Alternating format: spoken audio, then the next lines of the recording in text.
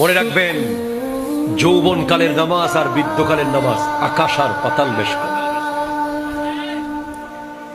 বৃদ্ধকালে তো আপনি নামাজ পড়তে বাধ্য, যাবেন কই?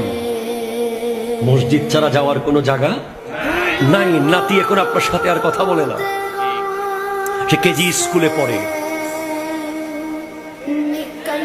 ঠিক কিনা জোরে বলেন না। আপনি যখন অফিসার ছিলেন তখন ডানে বামে সবাই ছিল।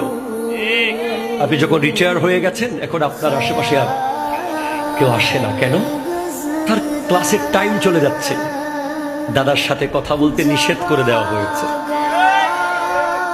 দাদির পাশে বসতে নিষেধ, পানের পিসকিতে আবার স্কুলের ড্রেস নষ্ট হয়ে যাবে। দাদা আর দাদি কি গুগল বুঝে? দাদা আর দাদি কি সোশ্যাল মিডিয়া বুঝে? তখন দাদা দাদির আর কোনো জায়গা থাকে না।